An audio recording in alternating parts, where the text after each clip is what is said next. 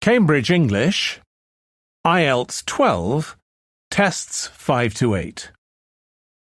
Published by Cambridge University Press and Cambridge English Language Assessment 2017. This recording is copyright. Test 5. You will hear a number of different recordings and you will have to answer questions on what you hear. There will be time for you to read the instructions and questions, and you will have a chance to check your work. All the recordings will be played once only. The test is in 4 sections. At the end of the test, you will be given 10 minutes to transfer your answers to an answer sheet. Now turn to Section 1.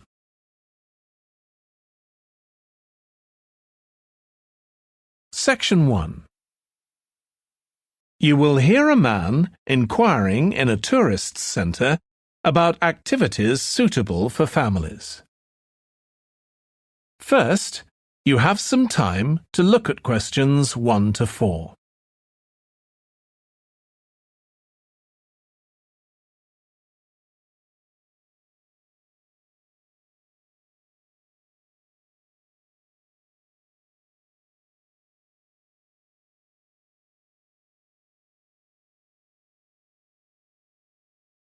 You will see that there is an example that has been done for you.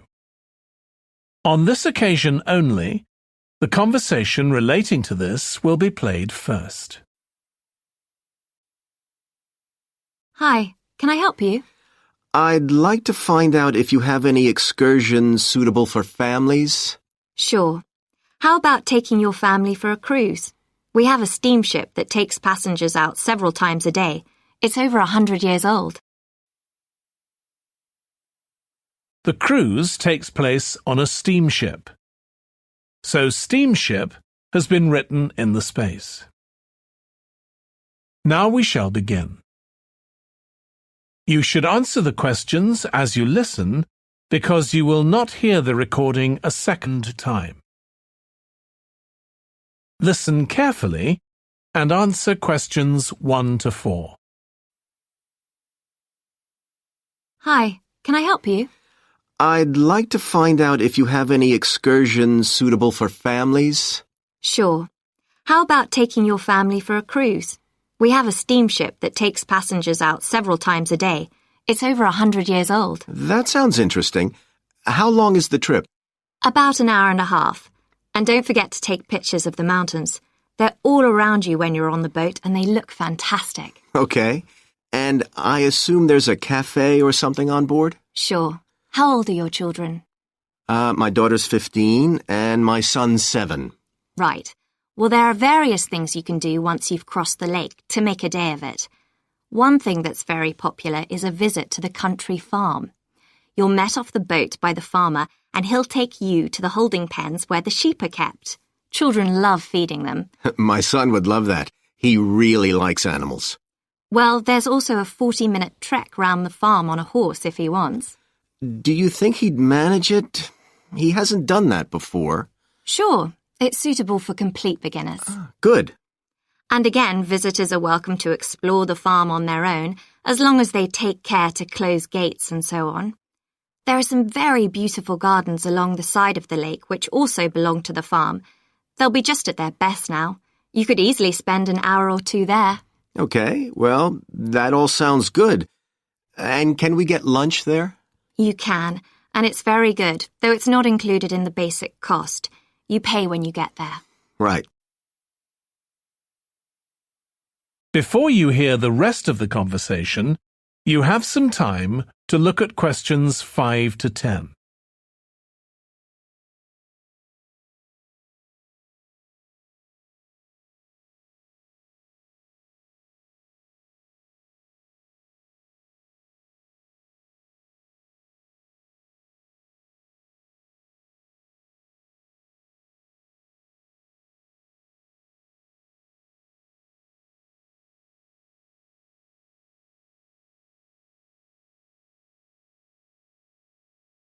Now listen and answer questions 5 to 10.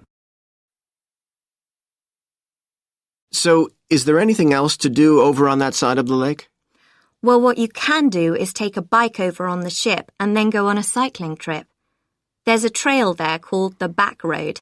You could easily spend 3 or 4 hours exploring it, and the scenery's wonderful. They'll give you a map when you get your ticket for the cruise. There's no extra charge. What's the trail like in terms of difficulty? Quite challenging in places. It wouldn't be suitable for your 7-year-old. It needs someone who's got a bit more experience. Well, my daughter loves cycling, and so do I, so maybe the two of us could go, and my wife and son could stay on the farm. That might work out quite well. But we don't have bikes here. Is there somewhere we could rent them? Yes, there's a place here in the city. It's called Ratcheson's. I'll just make a note of that. How do you spell it? Ratchesons.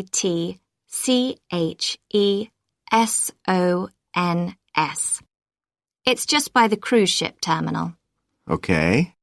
You'd also need to pick up a repair kit for the bike from there to take along with you, and you'd need to take along a snack and some water. It'd be best to get those in the city. Fine. That shouldn't be a problem. And I assume I can rent a helmet from the bike place. Sure, you should definitely get that.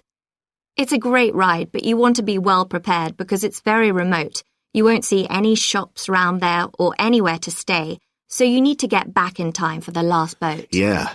So what sort of prices are we looking at here? Let's see. That'd be 1 adult and 1 child for the cruise with farm tour. That's $117, and an adult and a child for the cruise only, so that's $214 altogether. Oh, wait a minute. How old did you say your daughter was? 15. Then I'm afraid it's $267 because she has to pay the adult fare, which is $75, instead of the child fare, which is $22. Sorry about that. That's okay. So how do we find out? That is the end of section 1. You now have half a minute to check your answers.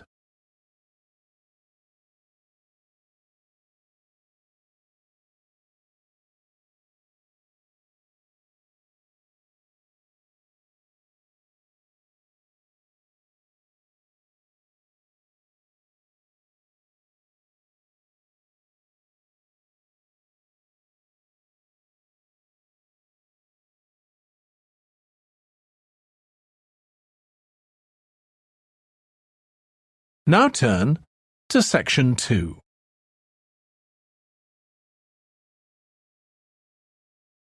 Section 2. You will hear a restaurant manager talking to a small group of new staff who are starting work as kitchen assistants in a restaurant. First, you have some time to look at questions 11 to 16.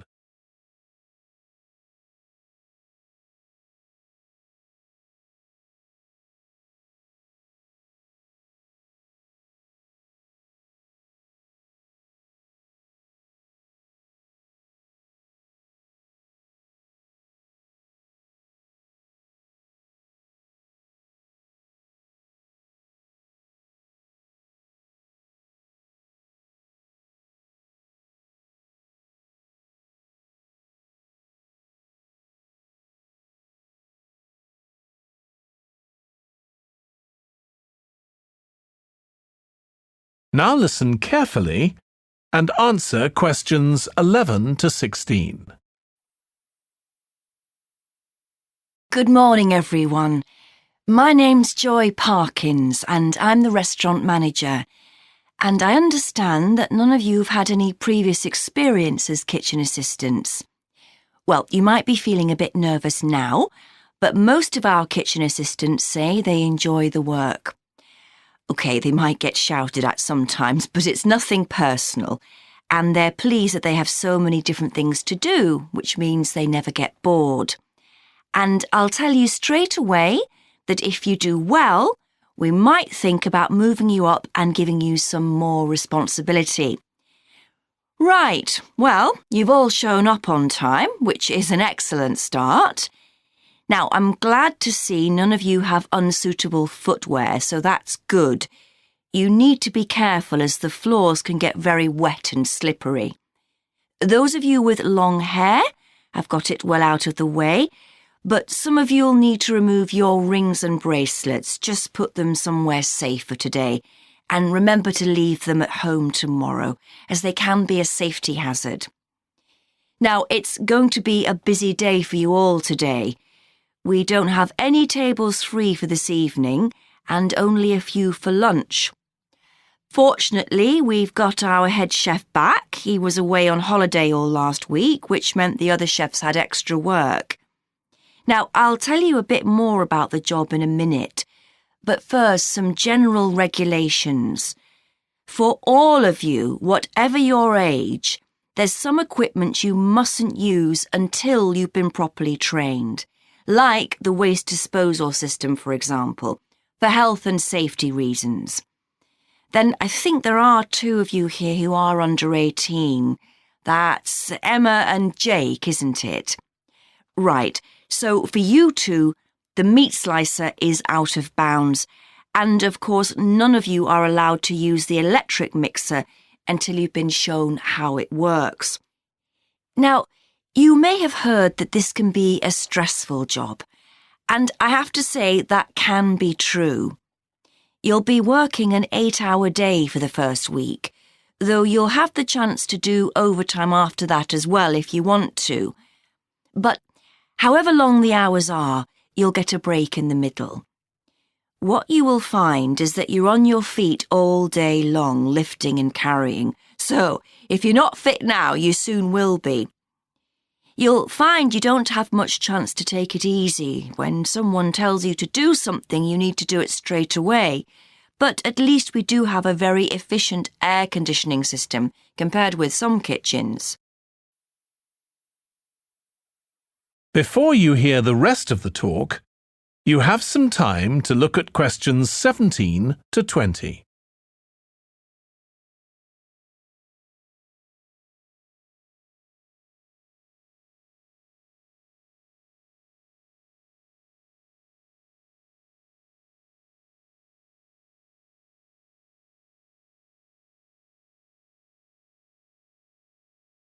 Now listen and answer questions 17 to 20. Now, let me tell you about some of the people you need to know. So, as I said, I'm Joy Parkins, and I decide who does what during the day and how long they work for. I'll be trying to get you to work with as many different people in the kitchen as possible, so that you learn while you're on the job. One person whose name you must remember is David Field. If you injure yourself at all, even if it's really minor, you must report to him, and he'll make sure the incident is recorded and you get the appropriate treatment. He's trained to give basic treatment to staff himself, or he'll send you off somewhere else if necessary. Then there's Dexter Wills. He's the person you need to see if you smash a plate or something like that. Don't just leave it and hope no one will notice. It's really important to get things noted and replaced, or there could be problems later. And finally, there's Mike Smith. He's the member of staff who takes care of all the stores of perishables. So, if you notice we're getting low in flour or sugar or something, make sure you let him know so he can put in an order. OK, now the next thing we need to cover. That is the end of section 2. You now have half a minute to check your answers.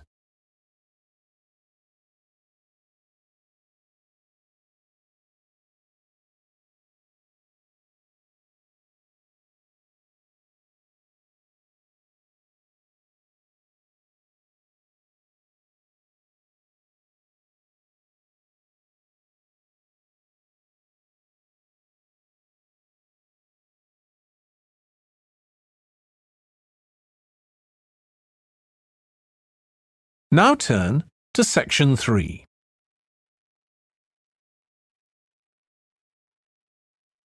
Section 3.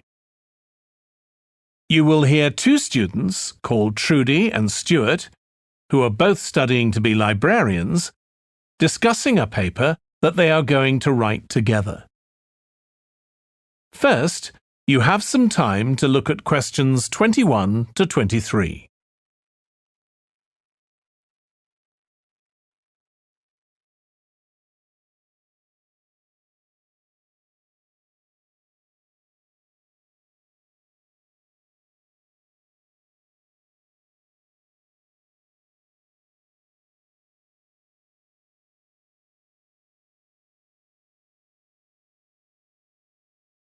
Now listen carefully and answer questions 21 to 23.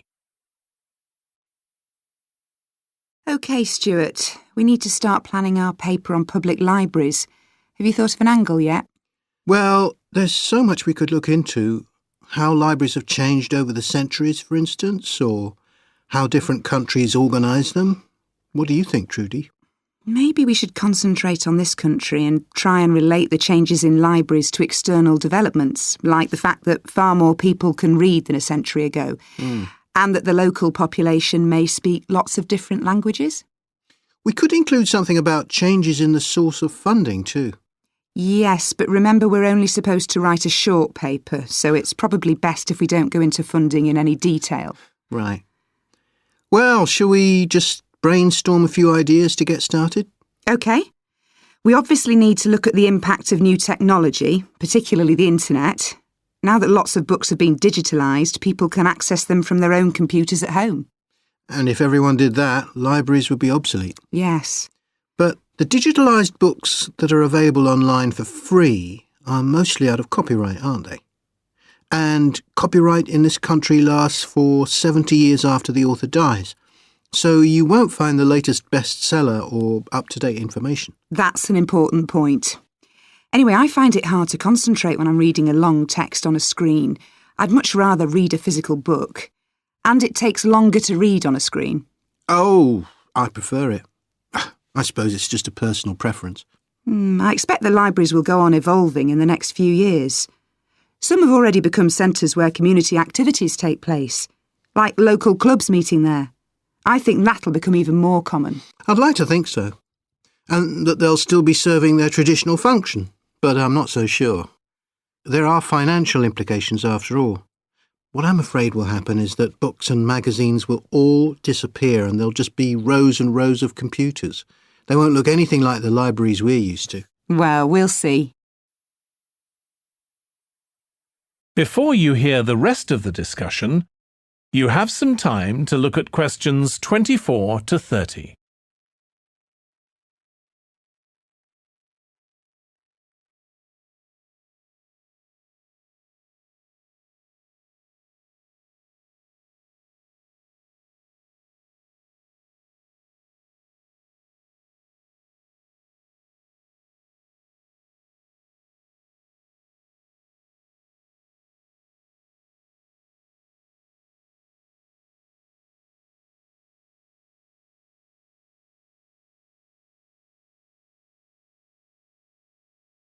Now listen and answer questions 24 to 30. I've just had an idea. Why don't we make an in-depth study of our local public library as background to our paper? Yes, that'd be interesting. And raise all sorts of issues. Let's make a list of possible things we could ask about, then work out some sort of structure. For instance, we could interview some of the staff and find out whether the library has its own budget or if that's controlled by the local council. And what their policies are. I know they don't allow food, but I'd love to find out what types of noise they ban. There always seems to be a lot of talking, but never music. I don't know if that's a policy or it just happens. I've often wondered. Then there are things like how the library is affected by employment laws. I suppose there are rules about working hours, facilities for staff and so on. Right. Then there are other issues relating to the design of the building and how customers use it. Like, what measures does the library take to ensure their safety? They'd need floor coverings that aren't slippery, At emergency exits, for instance. Oh, and another thing, there's the question of the kind of insurance the library needs to have, in case anyone gets injured. Yes, that's something else to find out. You know something I've often wondered? What's that? Well, you know they've got an archive of local newspapers going back years. Well, next to it, they've got the diary of a well-known politician from the late 19th century. I wonder why it's there. Do you know what his connection was with this area? No idea. Let's add it to our list of things to find out. Oh, I've just thought, you know, people might ask in the library about local organisations like sports clubs. Well, I wonder if they keep a database or whether they just look online. Right. I quite fancy finding out what the differences are between a library that's open to the public and one that's part of a museum, for example. They must be very different. Then something else I'd like to know is...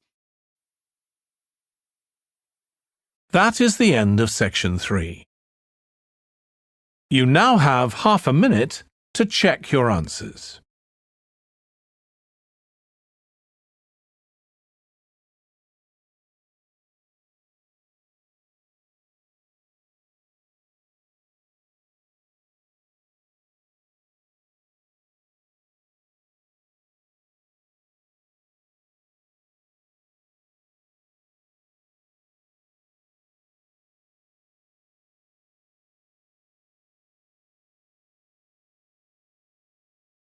Now turn to section 4.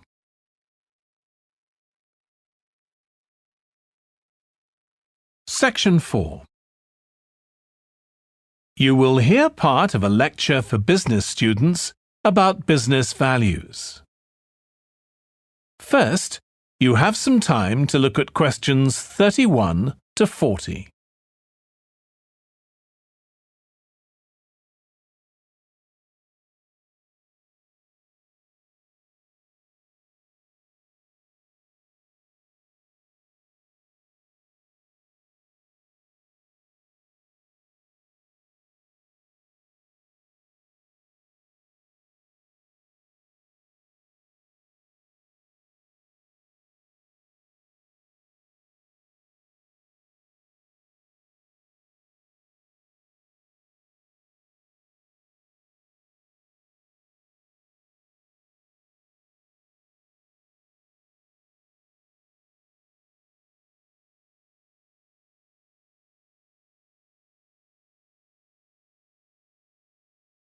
Now listen carefully and answer questions 31 to 40.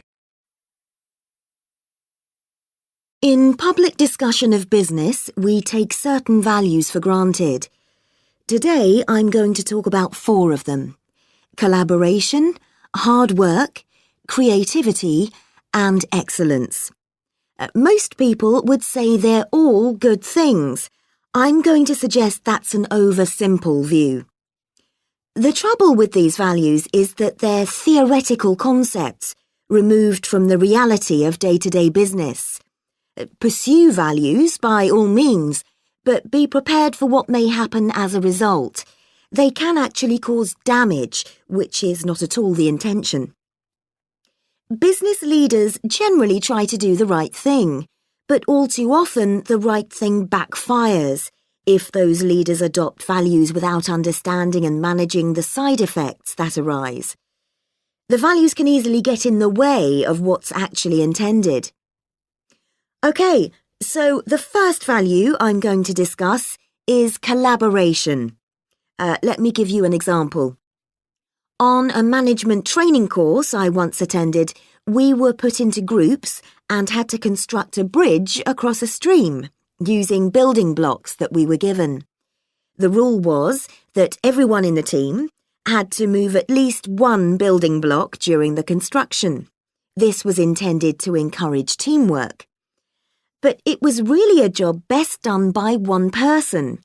The other teams tried to collaborate on building the structure and descended into confusion, with everyone getting in each other's way. Our team leader solved the challenge brilliantly. She simply asked everyone in the team to move a piece a few centimetres to comply with the rule, and then let the person in the team with an aptitude for puzzles like this build it alone. We finished before any other team. My point is that the task wasn't really suited to team working, so why make it one? Teamwork can also lead to inconsistency, a common cause of poor sales. In the case of a smartphone that a certain company launched, one director wanted to target the business market, and another demanded it was aimed at consumers. The company wanted both directors to be involved, so gave the product a consumer-friendly name, but marketed it to companies. The result was that it met the needs of neither group. It would have been better to let one director or the other have his way, not both.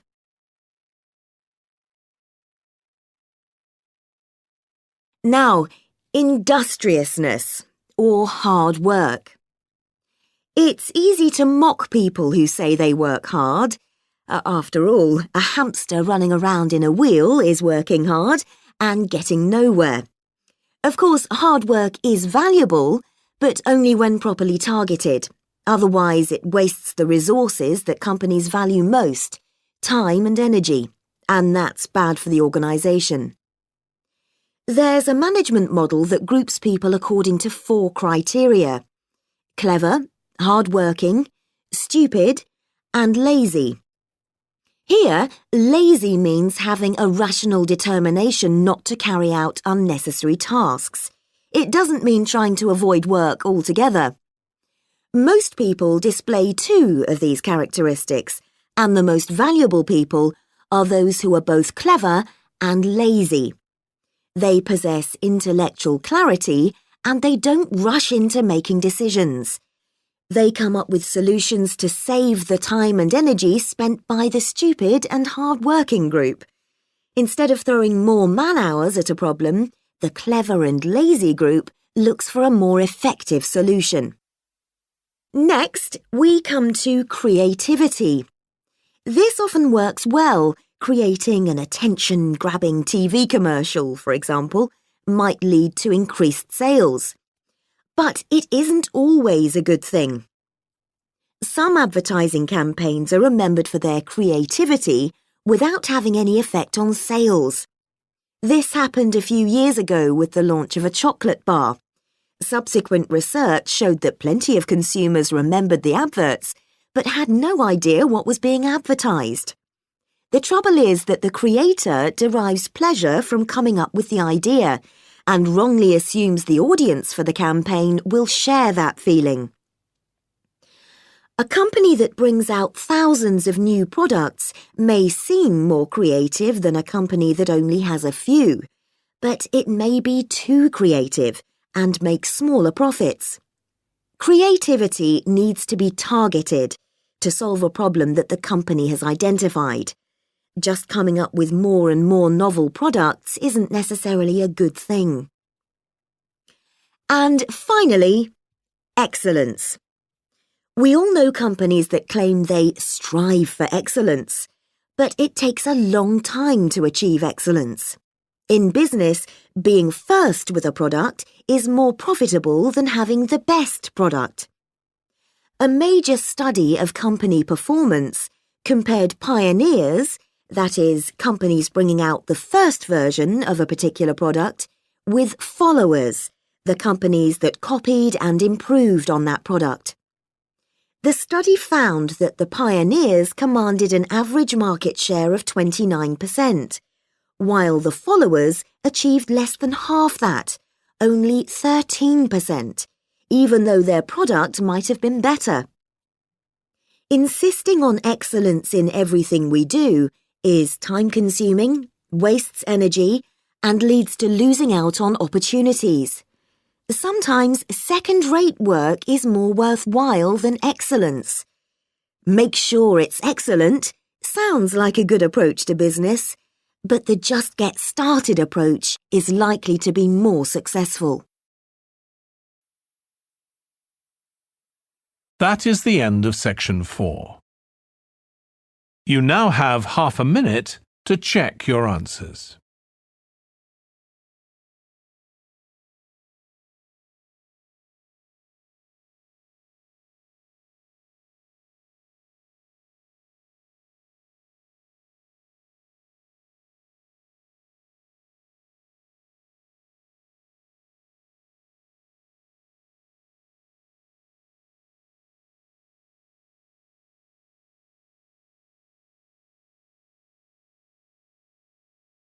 That is the end of the listening test. In the IELTS test, you would now have 10 minutes to transfer your answers to the answer sheet.